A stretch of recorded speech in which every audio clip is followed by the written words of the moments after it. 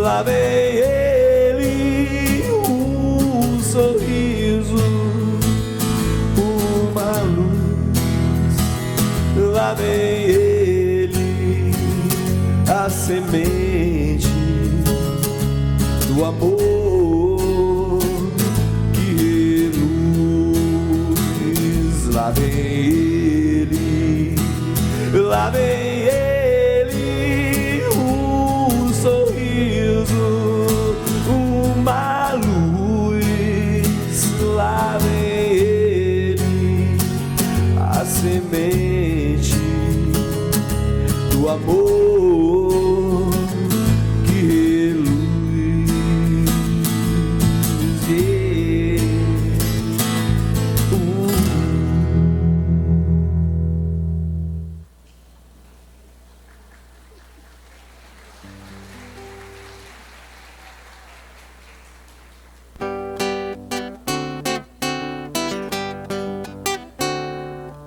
Sou a chuva que lança areia do Saara sobre os automóveis de Roma. Sou a sereia que dança destemida em Ara, água e folha da Amazônia. Sou a sombra da voz da matriarca da Roma negra. Você não me pega, você nem chega a me ver. Eu sou de cega careta, quem é você? Que não sentiu o swing de Henri Salvador, que não seguiu o Olodum balançando pelo, e que não riu a risada de Andy Warhol, que não, e nem disse que não. Sou preto norte-americano forte com um brinco de ouro na orelha. Sou a flor da primeira música, a mais velha e a mais nova espada e seu corte. Sou o cheiro dos livros desesperados, sou Guita Gogóia, seu olho me olha, mas não me pode alcançar. Não tenho escolha, careta, vou descartar. Quem não rezou a novena de Dona Canoa, quem não seguiu o mendigo Joãozinho beija-flor, quem não amou a elegância sutil de Bobô, quem não é recôncavo e nem pode ser reconvexo. Melhor coro, gente. Obrigada.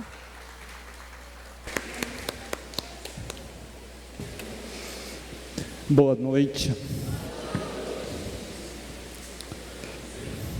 Vamos orar.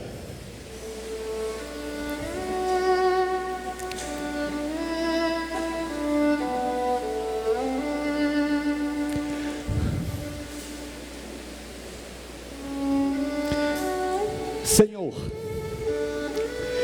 parece que toda semana se repete a nossa súplica, mas sabe o que é, Senhor? É porque nós precisamos reforçar a nossa caminhada. Precisamos que estes que te representam aqui reforcem a certeza de que não estamos sozinhos. É por isto, Senhor, que nos abrimos a Ti e pedimos que Tu possas ter acesso ao mais íntimo das nossas necessidades, ao mais íntimo das nossas buscas, para que efetivamente, Senhor, possamos nos sentir escutados, amparados, protegidos. Senhor, cada um de nós aqui presente moveu a sua própria dificuldade para hoje estarmos todos aqui e conversar estar contigo, abrindo as nossas almas.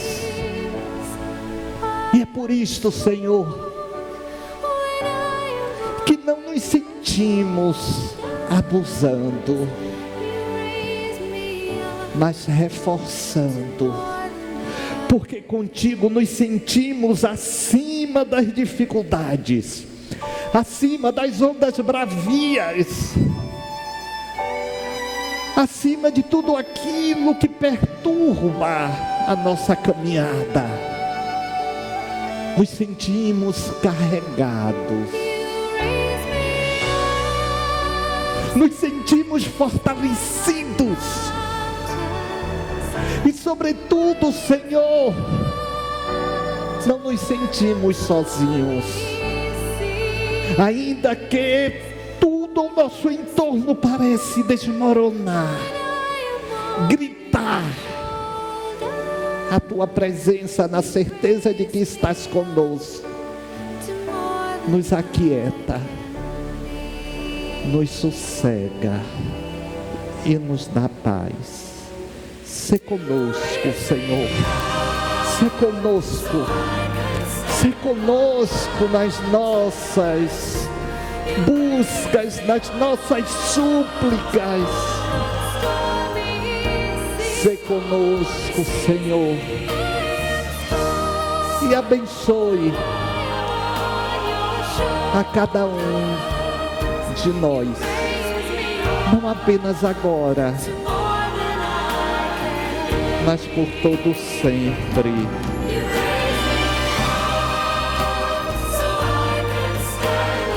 E que assim seja.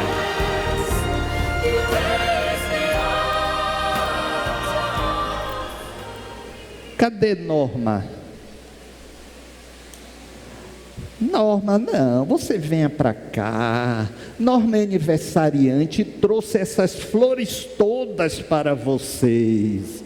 Então, venha para cá e traga quem está com você.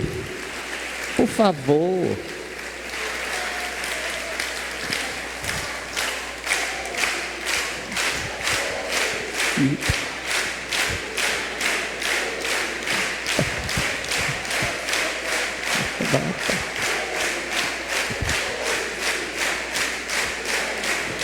Parabéns!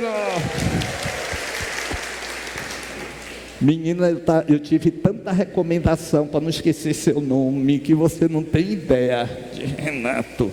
Mas não iria não, por conta de sua generosidade.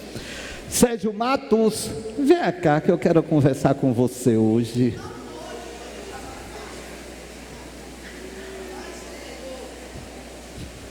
Senta aqui.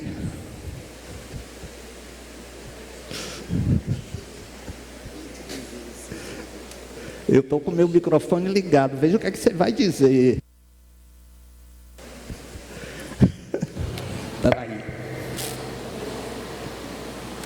Eu não vou perguntar quanto tempo você tem que frequenta a Cidade da Luz, não, mas quanto tempo a gente se conhece? Nós somos amigos. Quarta série, terceira série. Você chegou na escolinha quanto? Na quarta ou na terceira? Quarta. Na quarta série. Uns 50 anos. Mais um pouco. Mais um pouco. Mais um pouco. É uns 51, 12 anos. É isso mesmo. Chegou no ginásio com 11. É. E eu com 12, que é a diferença de 2 meses. Bote o microfone mais perto. A diferença de 2 meses. Você é mais velho do que eu. Nasci primeiro.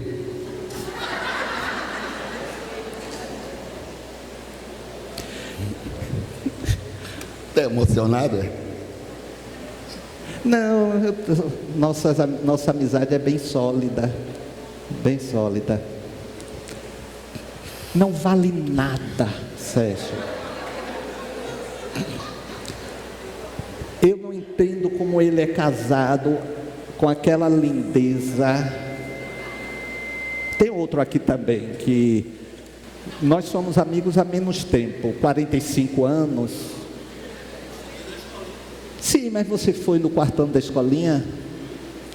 Ele Era da A, nós éramos da B. É verdade, é verdade. Mas está acabado, não está?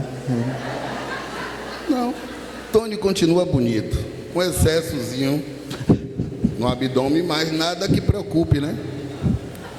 Continua bonito. Você também. Não, eu estou melhor agora. Porra, era. Aqui pra nós. Era ruinzinho, viu? Cabeça enorme. Problema na perna. Uma puxadinha. Até hoje eu jogo essa perna. Tá vendo Até que eu hoje. sei? Agora eu estava falando de Catarina, sua mulher. Além de bonita, inteligente. Quantos anos de casada? 30. Heroína.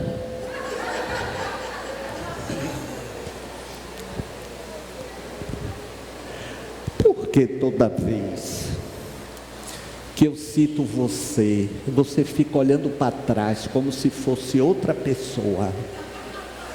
Porque às vezes você está fazendo colocações que não diz respeito a mim. Deve ser algo espiritual e não é um ser humano. A pessoa física serve. Deve ser por isso. Não sei te dizer porque entendo muito pouco, né, da matéria. Olhe, toda bagunça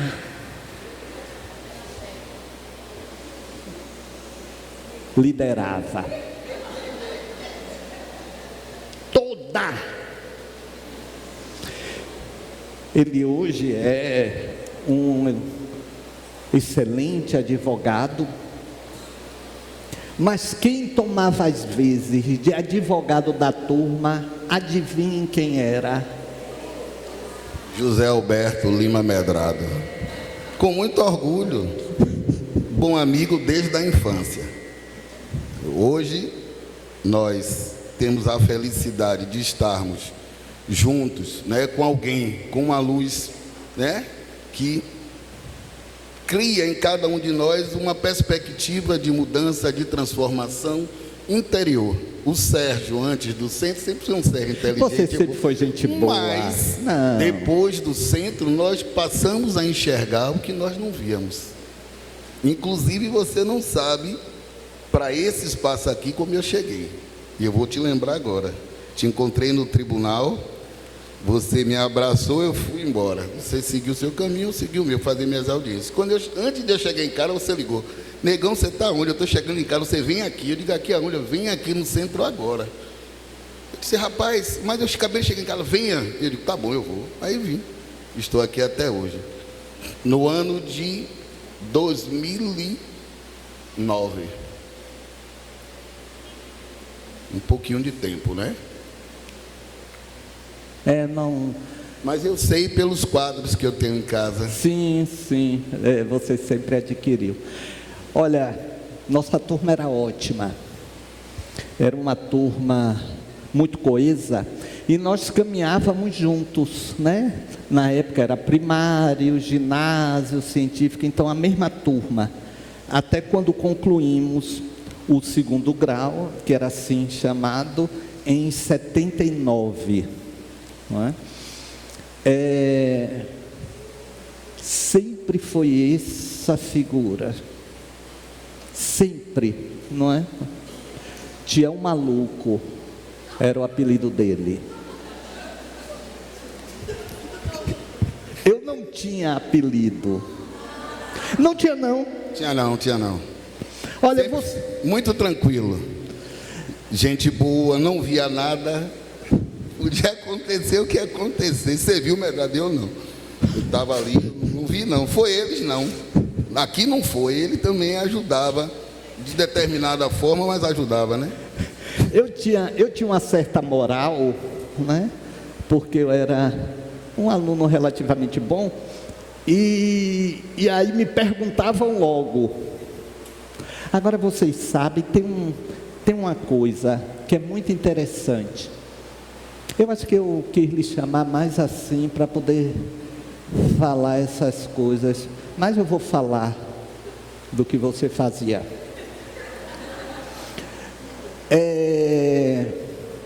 Vocês sabem eles sempre me protegeram. Não sofri nenhum tipo de bullying. Se eu falar alguma coisa aqui que não for verdade, você me interrompa, por favor. Não sofri nenhum tipo de bullying. Eu era diferente, sempre fui problemático. Mas eles tinham assim, num carinho, numa proteção. E ai de quem de outra turma viesse se fazer de besta comigo. Literalmente, caiu na porrada. Literalmente. Não era assim? Olhe, a relação de amizade, cada qual tem, né, a sua maneira de ser. Claro, eu era mais espontâneo, eu vinha de uma realidade diferente, nós, apesar dos dois, né? Um na cidade alta, outro na cidade baixa ali, né? Da periferia, mas nós tínhamos uma defesa própria. É uma coisa que eu aprendi lá e mantenho até hoje. Eu sempre fui socialista, mas não de miséria, do que é bom. E assim pautei a minha vida de escolher os meus amigos, as pessoas boas que eu queria conviver e que convivo até hoje. Então, José Alberto Lima Medrado é alguém que, para nós, amigos de infância, é um exemplo no que diz respeito à espiritualidade. Quando eu vejo as pinturas mediúnicas, eu estou aqui para dizer, quem desenhava na escola era Jorge dos Santos Mota. França fazia alguma coisa e Medrado, uma casa seria um triângulozinho, o negócio nunca desenhou. Então, o que nós temos a felicidade e a oportunidade de vivenciarmos aqui, sem sombra de dúvida, está aqui alguém vivo, tem Tony ali, que aqui nunca desenhou, nunca. E tem outro detalhe, excelente aluno, como diziam na época, CDF, nunca foi crocodilo. Ele ajudava nos momentos de dificuldade, né? Às vezes não botava nem o nome da prova que a gente precisava usar o que ele respondeu, porque amizade. Ele não ia deixar o amigo perder o ano, né? Então ele ajudava de uma forma direta. A prova caía, a minha ia para a carteira dele, ele me dava dele e eu assinava. Ele tomava. Vocês sabem o que é que ele fazia? Porque o que acontecia? Tinham professores que era numeração a prova, não é? Você não colocava um nome para não ter identificação. Eles sabiam, eu nunca tive problema em dar pesca, nunca tive, não é? É porque tinha mais, né? Mais conhecimento, estudava mais, né? Foi provido de um pouquinho mais de sabedoria que os outros simples mortais, mas até para pescar tem que ter o exercício da inteligência. Sim. O aluno fraco, o aluno regular não sabe pescar. O aluno inteligente e sábio busca o conhecimento um pouquinho mais de quem tem, vai passando. E está aqui o resultado. Estamos aqui, provando que deu certo. Agora, se tem criança aqui, coisa pescar, não. Só no mar. Deixa para o velhinho cá. Você sabe o que é que Sérgio fazia? Eles sabiam que eu não tinha problema. Eu terminava a minha prova, até mesmo antes, ficava jogando do lado, coisa e tal. Teve um dia que ele estava, eu já contei isso aqui, ele estava tão desesperado, que eu estava com minha prova,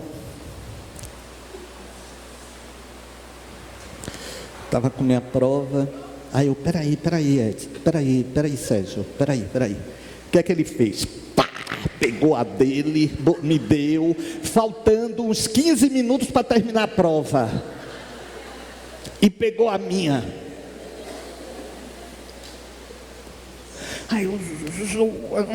Aí eu comecei a fazer, e nem lembrava. Ele virou e disse assim: você sabe quanto eu tirei naquela prova? Que era minha.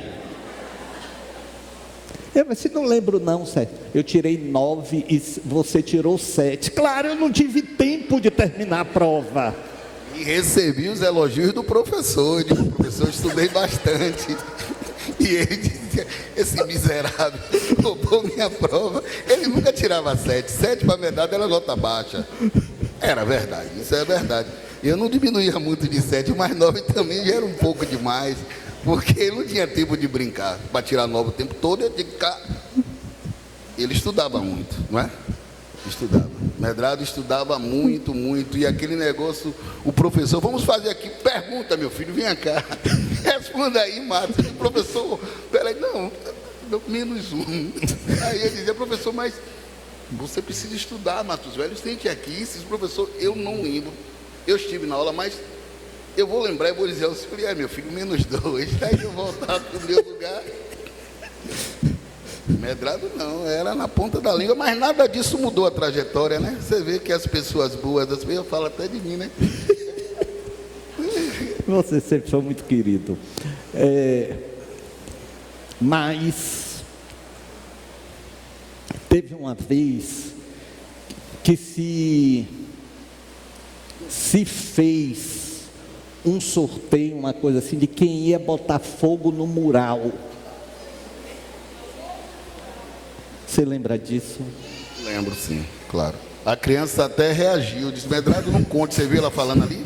É o aviso da criança. Gente, nós estamos falando do Colégio da Polícia Militar. Estamos falando da década de 70. Do Colégio da Polícia Militar. E quem foi o organizador do sorteio? Sérgio. Mas não foi um sorteio entre os da nossa turma, não, foi de outra turma. E se não aceitasse, o que aconteceria? Porrada. Mas é porque a brincadeira da época era realmente, né? De criança. Nós tínhamos uma vivência, né, de escola. Por isso que tem essa amizade até hoje, né? Hoje não, ou é no celular, ninguém sabe o que é empinar raia, ninguém sabe o que é jogar por a pé, ninguém sabe, né? Tem umas porradinhas, garrafão, baba de tampinha. Eu tenho até problema na perna, mas Medrado não jogava. Mas tinha que ficar olhando o seu juiz para poder fazer a defesa quando a gente ia pegar os nossos... Eu não vou dizer vítima, não. Eu não vou contar nada, não, gente, porque se fosse hoje, estaria todo mundo preso. Era coisa demais, eu nunca vi. Eu paro para pensar, meu Deus, será que eu participei disso? Mas aí vocês não sabem o que é que tinha. Tem coisas, eu só tenho a elogiar o Colégio da Polícia, salvos os problemas do social que eram complicados. Medrado tem um cabelo liso, ele podia cortar de máquina 1, negão tinha que ser 0. E na época, máquina 0 era complicado, botava aquela zurra aqui assim, e você, porra, eu tinha uma orelha grande, que diminuía um pouco, era também ruimzinho, né, os dentes. E por tudo que nós passávamos, no meu caso, eu era dentuço. Então, como eu era na linguagem antiga pintão, aí o tenente, suba, Sérgio Matos, até você suba, de o tenente não foi eu, não chore. Fecha os dentes, você é síndico, tenente, eu sou dentuço. Ele fecha os dentes, eu dizia, eu não tenho como, eu fazia assim, o dente tá fora. E ele e alguns outros colegas diziam, pô, tenente, assim não. Ele é dentuço, ele não tem como fechar a boca não, porque não tinha como. Então, esse lado... eu tenho na minha memória também. Foram flores, os amigos, mas a convivência para a época era cruel. Para o jovem, eu tenho essa visão porque cedinho, aos 14 anos, eu comecei a militância no movimento negro, minha militância política que eu comecei. E comecei a enxergar diferente. Aí comecei a resistir, não queria cortar. Aí era punição, era perseguição, e nós começamos a pensar, até quando o José Alberto Lima Medrado foi presidente do Centro Cívico, e nós fizemos algumas coisas até que virou, deixou de cortar de máquina 0, passou a ser máquina 1 e depois tesoura, por luta nossa, porque era realmente o processo. Na realidade, quer que eu diga a vocês, 63 anos, as pessoas dizem que eu não sou pessimista. Eu olho para todo mundo de igual para igual, mas mudou muito. Sim, mas conte como você participou do Centro Cívico. Você me escolheu. Na hora de formar a diretoria, escolheu todo mundo. Ele disse, o meu diretor. Diretor de quê? Aí você diga, você era... Foi de comunicação. Claro, porque eu me comunicava muito bem com todos. Não tinha problema de comunicação. Vocês sabem, eu nem lembrava isso. Ele resgatou uma foto porque a turma era apresentada para todo o colégio que a gente chamava. Tem aqui um coronel Rocha que a gente chamava de informa, né? A turma entrava em forma e aí foi apresentada. Aí ele trouxe, eu falei assim, gente, e você era membro? Sim, você me escolheu. Eu era diretor de comunicações. Eu falei assim, rapaz, eu era maluco mesmo. Mas olha, nós tínhamos um colega, como era o nome de guerra dele? Manuel, não. É Manuel, mas tinha risadinha. É Manuel. Risadinha? Não. É Manuel, risadinha, é o contador da Cidade da Luz. Deve ser Martins, não, cabeção? Não, o que era? Martins. Martins. Ele era Manuel Martins. Vocês sabem o que é que Sérgio fazia? Ele só era bom em história. Em história ele era muito bom. Fera. Ele era muito bom. Aí, no dia da prova de história, esse Manuel Martins, ele esteve aqui como cadmice uma vez. Aí, Sérgio virava e dizia assim, olha, Martins, você vai dar pesca. Aí, nesse dia, ele era muito importante, né? Ele se achava importante. Aí, Sérgio dizia, ou vai dar pesca, ou vai tomar porrada na saída. E Martins é um grande amigo, hoje eu encontro. Não houve inimizade nenhuma. Ele dizia, negão, você me dava bicuda na perna. Quando eu não dava, você dava, que às vezes ele dava errado. Ele batia na carteira da frente. O cara ensinava errado. Ele ensinava errado. Aí quando descobria, chegava o resultado, que ele tirava 10, ele tirava 4. Dizia, miserável, você ensinou errado. Ele, não, você que ouviu errado, não. Você vai ter que pagar caro, porque eu tenho que recuperar na próxima unidade. Aí ele fazia na próxima unidade, ele fazia a compensação, me dava 9 e todo mundo feliz. E eu sou fera em história. Não, ele não era um aluno ruim, não. Não era bom aluno.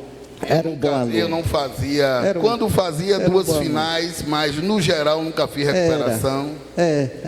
Sim, verdade. Para encerrarmos, agora, sempre teve esse jeito dele.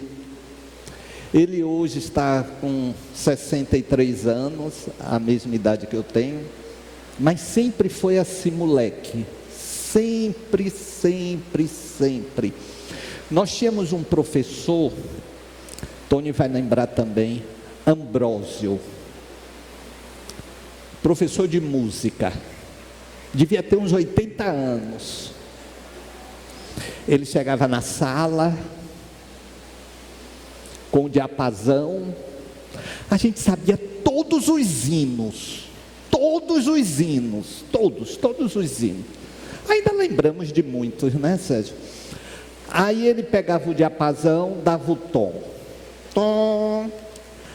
Aí Sérgio, atrás, eu era aluno de primeira fila, ele era do fundo da sala. Ele atrás. Aí o professor Ambrósio.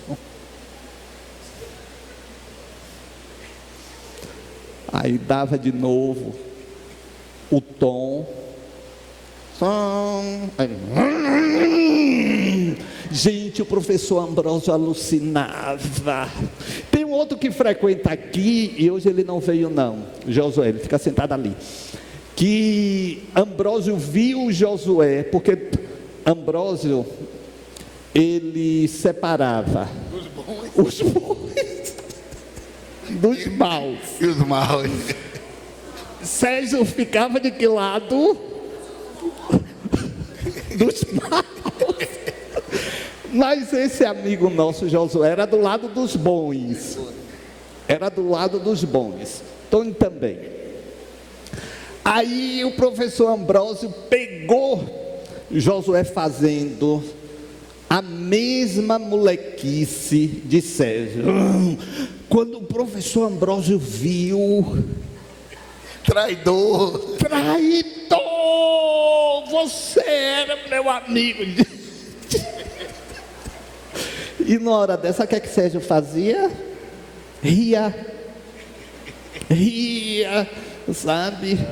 Você deu muito trabalho, viu, Sérgio? A memória da infância, da adolescência é algo saudável quando nós temos histórias que hoje nós não conseguimos, pelo menos eu, nas pessoas que eu lido, eu não vejo nem na relação com colegas de trabalho, e você conseguir, né, construir uma amizade, algo que livre, sem compromisso, só uma relação de sentimento de amor e respeito por todos.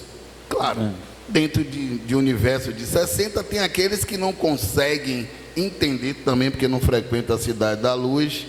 Aqui, isso aqui que vocês estão vindo, eu vou dizer uma coisa para vocês, eu vou dizer, vai ter repercussão, porque Medrado, eles acham que Medrado me protege, que acham um bocado de coisa que na realidade não é, né? Na realidade você constrói aquilo que você realmente, você doa aquilo que você tem para doar e recebe também aquilo que você merece, que tem que chegar para você.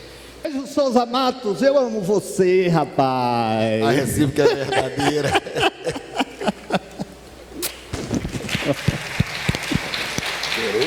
Tá muito cheiroso ele, viu? Cheiroso não, perfumado. Porque cheiroso poderia... Rapaz, você sabe por que eu estou hoje especialmente cheiroso e feliz? Eu sou avô 2, porque o avô 1 é Rafael, e Luana teve Malu hoje. Tudo certo. Eu sendo entrevistado por você, a neta de Rafael. Um beijo no coração e luz para quem chegou nesse mundo tão complicado, né? Que venha com saúde, com paz, com amor, com tudo ela de bom. veio, tá ótima, tá linda. Obrigado, querido. Aí Luana estava falando assim, tio, você é tio avô? Eu falei assim, não, eu sou avô 2. Não é tio avô não, avô 2, o avô 1 é Rafael. E pode se preparar. Ela vai ser totalmente perdida, mas minha irmã. Mas vamos lá, vamos conversar sobre a oração, a força da oração. É curioso que as pessoas pensam que oração tem a ver com religião. Não. Oração tem a ver com conexão. Oração tem a ver com vínculo de vibração, de frequência vibratória. Oração, portanto, não é um ritual religioso, não, é uma busca por um canal de soerguimento, uma busca de um canal de inspiração. E hoje, inclusive, hoje em dia, inclusive, a oração já foi comprovadamente, cientificamente vaticinada como sendo algo importantíssimo, um upgrade para qualquer situação. Uma pesquisa realizada pelo Dr. Andrew Newberg, eu já falei aqui dessa pesquisa. Ele realizou uma pesquisa na Universidade Norte-Americana de Thomas Jefferson, onde ele pegou um número de mais de 40 mil voluntários de uma faixa etária acima dos 30, majoritariamente, mas também abaixo, e ele, durante um período de 2 meses, diariamente, esses voluntários eram acompanhados em ressonância magnética direcionada, para que, no momento da oração, aquelas mentes fossem mapeadas. A partir daí se gerou um livro, Como Deus Muda o Cérebro, 2009, de autoria de André Newberg, dele próprio. O que é que ele fez em suas experiências? Sobretudo com as pessoas mais velhas, que pelo próprio caminhar da idade vai perdendo a memória, como do dia a dia, aquela memória de trabalho, como 70% aqui de vocês já perderam, né? Aquela memória de chegar no quarto, ah, meu Deus, o que é que eu vim fazer aqui? Não é só eu não, viu? Então ele percebeu que essas pessoas em ressonância magnética cerebral, essas pessoas já tinham, algumas delas, um déficit cognitivo registrado. Mas durante a experiência em estado de oração, elas acionavam exatamente essa área pré-frontal responsável por essa chamada memória de trabalho, que é aquela memória imediata, aquela memória daquele instante, era ativado. Mãe, controla um pouquinho aí, porque senão me atrapalha aqui o raciocínio. Aquela memória de trabalho era acionada e revigorada. E isto, ele começou a despertar que poderia também disponibilizar algum mecanismo mental de auxílio para as questões físicas. Então ele separou em grupos, de pessoas sadias, de pessoas não sadias, de pessoas enfermas, e até um recorte dessa pesquisa, eu vou falar daqui a pouco, serviu para uma outra pesquisa do Instituto de Câncer. E ele começou a notar que as pessoas, ao longo de 8 semanas, gente, 2 meses, começavam a mudar os seus marcadores, inclusive tumorais.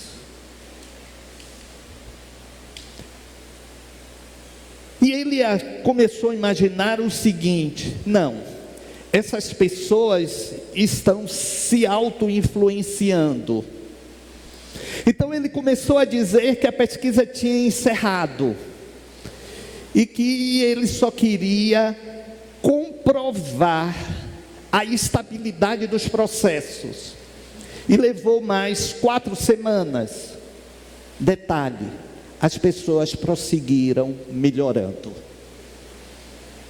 Ou seja, o efeito placebo foi descartado.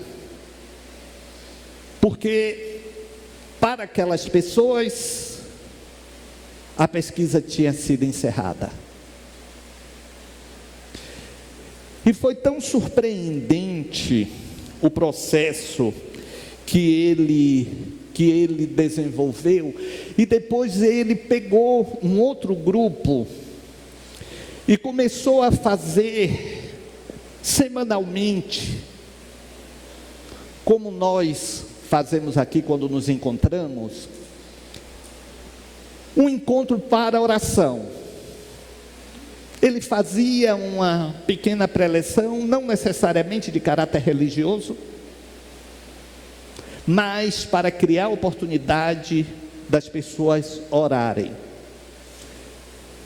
E qual foi a surpresa dele? Esse trabalho começou a desenvolver naquelas que já tinham problemas de cognição uma melhora. As pessoas começaram a melhorar os seus processos cognitivos.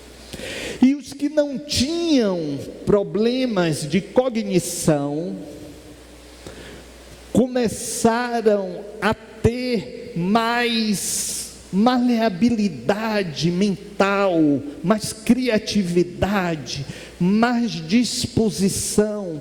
Ou seja, o hábito de orar passou a interferir no desenvolvimento cerebral das pessoas. Gente, isso é algo muito importante, porque significa uma modificação geral. Ele, não satisfeito, quis ainda fazer o seguinte: pessoas em tratamento com câncer, aí ele dividiu essa turma em pessoas que iriam orar e outras pessoas que iriam apenas participar da reunião. As pessoas que oravam melhoravam mais rapidamente. Não é uma questão de crença, é uma questão de exercício mental de conexão. Uma vez perguntaram a ele numa entrevista se ele era contra inserir religião. Ele disse não, porque a religião não apenas faz a conexão, mas gera esperança. Então, é um ingrediente a mais nos processos de vida dos que buscam. Meus amigos, isso foi tão forte que outros estudos em cima deste de Andrews passaram a desenvolver pesquisas, como o Centro de Observação de Câncer, também dos Estados Unidos, em pesquisas voltadas a pessoas que estivessem em quimioterapia. Eles passaram a se reunir, a orar e a meditar. E o grupo que não quis participar, porque claro, não era obrigatório, o processo era mais lento. Foi a partir daí que saiu uma publicação na revista Câncer, que é uma publicação da Sociedade Americana de Câncer, dando o resultado e falando que orar cura. Mas Medrado, e quem ora e não acredita? Torno a dizer, não é uma questão de acreditar, é uma questão de conexão. Conexão com o quê? Com essas forças que existem na vida. Com essas forças. De repente até essa força mental que temos e não sabemos. Einstein dizia que só utilizamos 1/10 da nossa capacidade cerebral. Quem sabe se com a oração a gente não desperta um outro 10º, não é? Então, os pesquisadores Moffitt e Robert Stein, eles começaram também nesse Instituto do Câncer a mergulhar no processo emocional durante a oração, e percebeu que a oração mais eficaz não era aquela que demorava mais tempo, mas aquela que efetivamente fazia a pessoa se conectar. E o que é conectar? Esquecer um pouco do que está no mundo e se concentrar um pouco nesse potencial mental. Ou seja,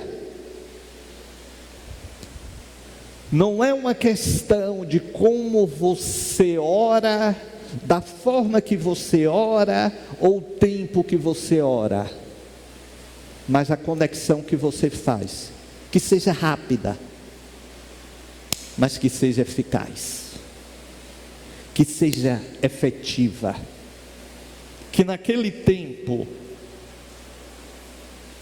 você possa mudar seu cérebro.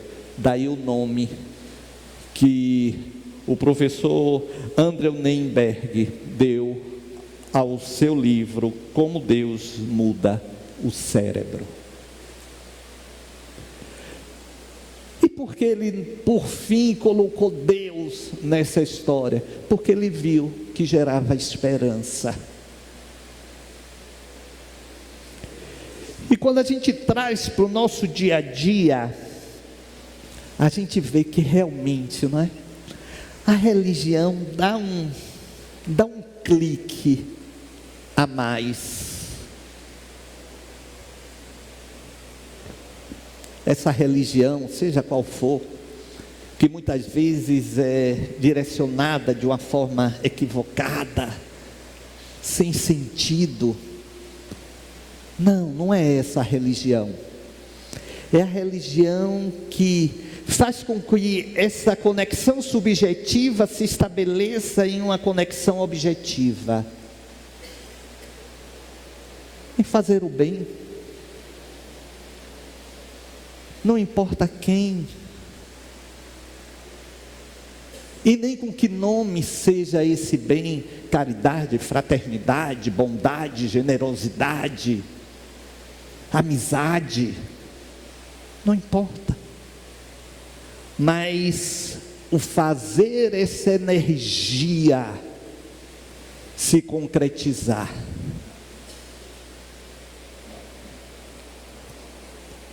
Eu vejo de uma forma lamentável que alguns segmentos, e aí não é crítica, é uma constatação, neopentecostais estão mudando o eixo das suas ponderações. Vocês vejam que as citações feitas são citações do Antigo Testamento, do Deus de guerra, de ira, de cólera. Não a citação do Novo Testamento, de Jesus, que é de amor, de amparo, de acolhimento. Passem a prestar atenção, que vocês vão ver essas citações. E aí eu me pergunto, meu Deus, se afirmam tão categoricamente cristãos, por que não citam os feitos e a palavra de Jesus? Vão buscar no Antigo Testamento. O próprio Jesus disse: tens ouvido, olho por olho, dente por dente. Eu, porém, vos digo: amarás a Deus sobre todas as coisas e ao próximo como a ti mesmo. Ele estabeleceu, portanto, o reinado do amor. Tem algumas questões assim, mais religiosas, que me geram desconforto, como por exemplo, falar de amor sem você sentir. Não é? Você, um estranho, eu amo você, não ama. Não ama. Você pode ser empático, solidário, mas você não ama. Somos cristãos, ou simpatizantes, mas quem é que aqui vai pegar tudo que tem, doar e seguir Jesus? Nenhum de nós. Nenhum de nós. Mas estamos fazendo alguma coisa. Talvez porque já tivéssemos passado por aquilo que fazemos, ou porque queremos exatamente buscar de forma contínua esse processo.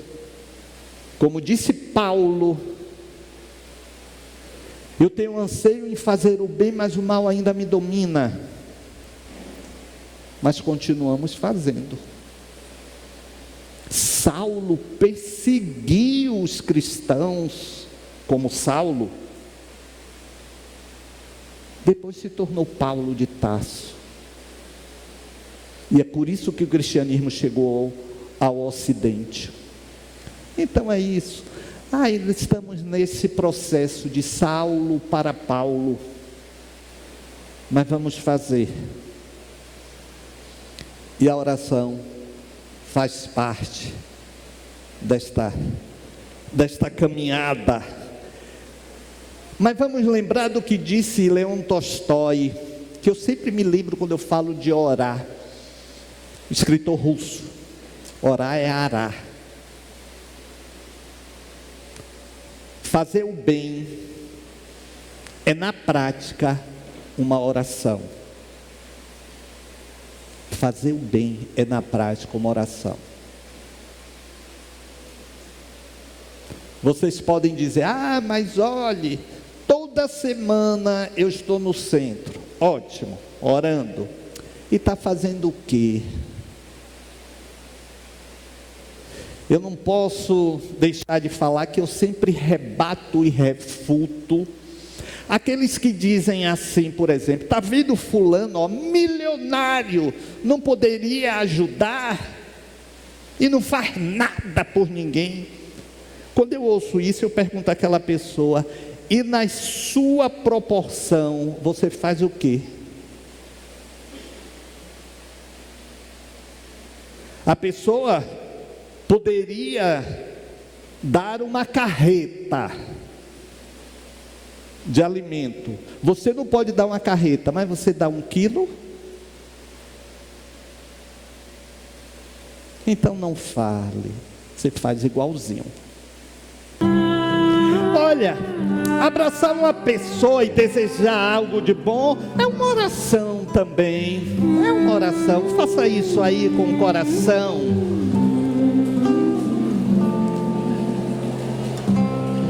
Eu te desejo vida, longa vida. Te desejo a sorte de tudo que é bom, de toda alegria ter a companhia, colorindo a estrada em seu mais belo tom. Eu te desejo a chuva na varanda,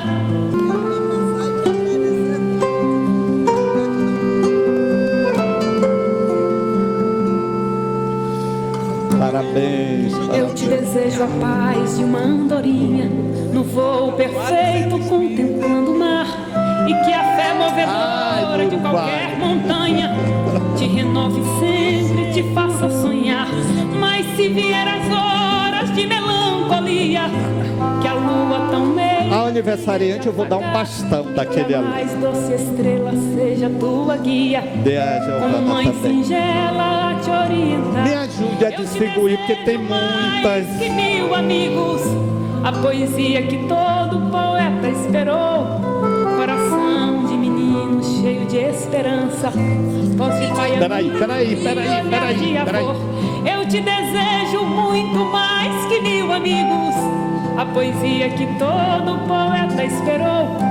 Da cor do seu vestido. Cheio de esperança. Voz de pai amigo. Obrigado. Tô de dieta.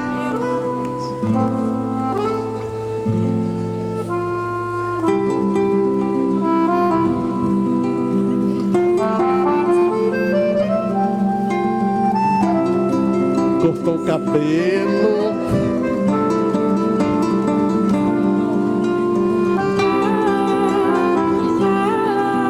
Hein? Eu ia lhe dar.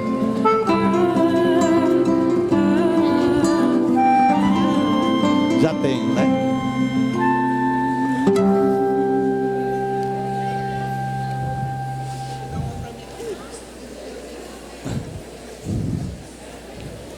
Quem não tiver no final pode ir ali na frente que eu dou.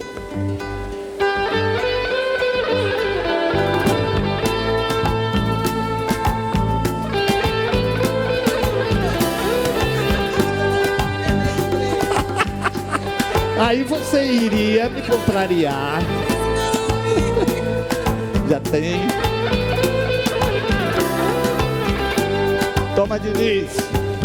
Na leve das paixões que vem de dentro. Oh, me ajude, Rita, porque senão não vou dar conta. Pra brincar no meu quintal, no teu cavalo, oh, desculpe. No cabelo ao vento. E o sol parando nossas roupas no varal. Na bruma leve das paixões que vem de dentro. Tu vem chegando pra brincar no meu quintal. No teu cavalo, peito, no cabelo ao vento.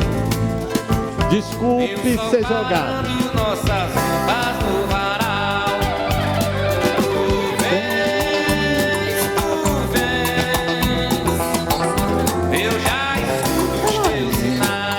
Cadê? Ah, elas são duas. Eu já escuto os teus sinais. A voz do anjo sussurrou no meu ouvido. Eu não duvido, já escuto os teus sinais. Chega aqui perto, porque... E tu virias. Obrigado. Manhã de domingo. Eu te ela vai ganhar hoje também. Desculpe jogar. Eu já escuto os teus sinais. Já estão.